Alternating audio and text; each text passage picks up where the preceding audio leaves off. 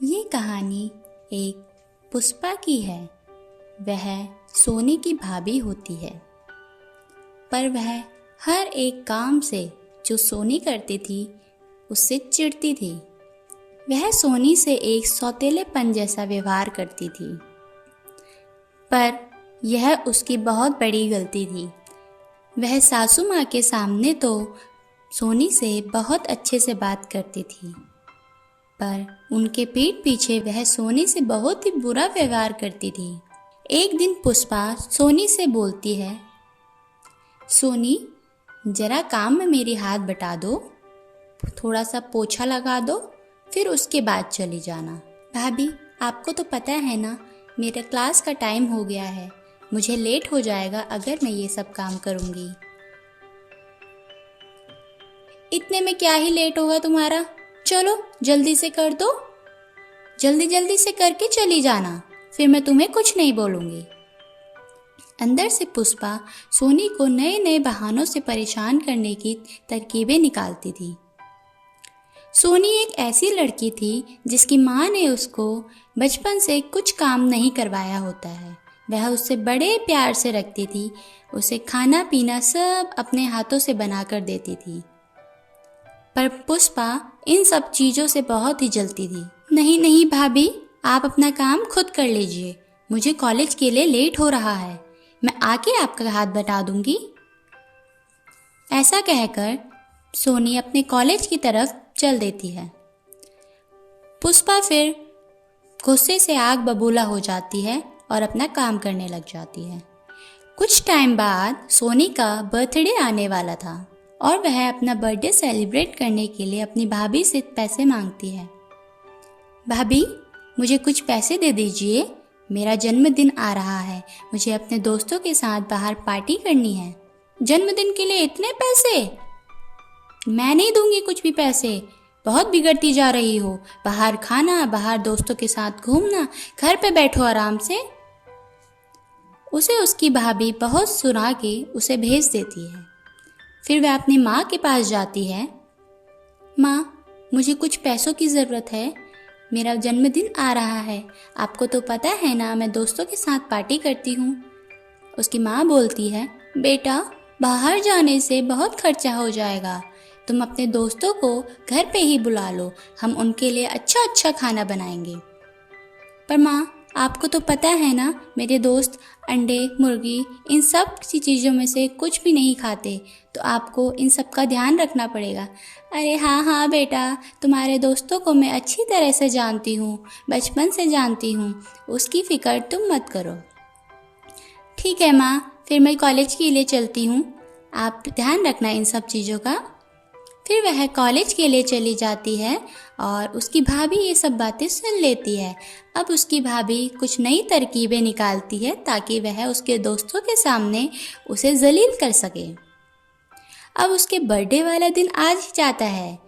जन्मदिन की बहुत बहुत बधाई हो बेटा। माँ धन्यवाद, मुझे आज अपने दोस्तों को घर लेके आना है, आपको याद है ना? हाँ हाँ बेटा, मुझे सब याद है और मैं उसकी तैयारी करती हूँ अभी से, तुम शाम को अपने दोस्तों को घर बुला लेना। ठीक है माँ, फिर मैं अभी बाहर चलती हूँ, फिर घर आके मैं अपने दोस्तों के साथ आऊँगी। तो ऐसे कहकर वह चली जाती है। उसकी माँ की एक दोस्त होती है जो उसका हर काम में हाथ बटाती थी, तो वह भी उसके साथ किचन में काम करती थी। उसकी दोस्त को अच्छे से पता था कि इसकी भाभी इसको बहुत परेशान करती है और यह इससे बहुत जलती भी है। पुष्पा उन सबको खाना बनाते समय देखती है और वह सोचती है, क्यों ना मैं इस खाने में ही कुछ मिला दूं, कितना मज़ा आएगा ना। हा हा हा हा हा हा हा। आज देखो कितना मज़ा चखाती हूँ मैं इसके दोस्तों को और सोनी को भी। तो उसकी सास और उसकी फ्रेंड खाना बना देती है और वह डस्टबिन में कूड़ा ही डालने जा रही होती है। इतने में पुष्पा किचन के अंदर घुसती है और उसकी चाउमीन में नमक ज़्यादा कर देती है। पर इसे करते समय उसकी माँ की दोस्त उसे देख लेती है, पर उसे कुछ उस समय समझ नहीं आ रहा होता है। वह उससे बोलती है, अरे तुम यहाँ क्या कर रही हो, पुष्पा बेटा, तुम्हें भी चाउमीन खानी है? लो मैं तुम्हें निकाल के देती हूँ। नहीं नहीं नहीं नहीं, अरे इतना चौंक क्यों रही हो? खा लो थोड़ा सा, बहुत टेस्टी बनी है। नहीं नहीं, आप ही खाइए, उनके लिए कम पड़ जाएगा, सोनी के दोस्तों के लिए भी कम पड़ जाएगा। को कुछ समझ नहीं आता और वह वहाँ से चली जाती है। अब उसके दोस्त आते हैं। उनके दोस्तों में एक दोस्त ऐसा होता है जिसको उसके भाभी के हर एक कारनामों का पता होता था और उसी वजह से उसने उस दिन उसके घर में कैमरा भी लगवा लिया था। इसकी खबर किसी को नहीं थी, सिर्फ सोनी को। अब सोनी के जैसे ही दोस्त आते हैं तो उसकी माँ उनके लिए खाना परोसती है और जैसे ही वे खाना खाने लगते हैं, अरे ये क्या, चाउमीन में इतना नमक? सोनी, हमने तो तुमसे कहा था बाहर खाना खाते हैं, तुमने कुछ पैसों के चक्कर में हमें ये पार्टी दी। और इतने में उसका एक दोस्त बोलता है, नहीं नहीं, उन्होंने खाना बहुत अच्छा बनाया था, ये सब सोनी की भाभी ने किया है। पुष्पा भाभी बहुत ही जलती है सोनी से, उन्होंने ये सारा काम किया है खाना बिगाड़ने का, मैं इसका सबूत दिखा सकता हूँ। फिर वह उस सोनी की माँ को सारी क्लिप दिखा देते हैं और उसकी माँ उसे बहुत डांटती है। अरे तुम मुझसे जलती थी इतना तो हमें पता था, पर तुम इतना गिर जाओगे हमें ये नहीं पता था।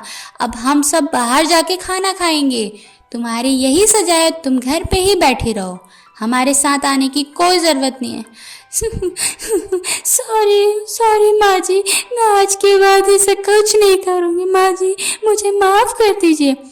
इसकी माफ़ी नहीं मिलेगी तुम्हें अब हम भी ऐसे ही ट्रीट करेंगे जैसा तुमने इनके दोस्तों को ट्रीट किया। अब यह सब बोल के सब पार्टी के लिए चले जाते हैं। यहीं पे पुष्पा को अपनी गलती का एहसास होता है। इसी के साथ यह कहानी खत्म होती है। नई कहानी के साथ फिर मिलेंगे, तब तक के लिए बाय बाय।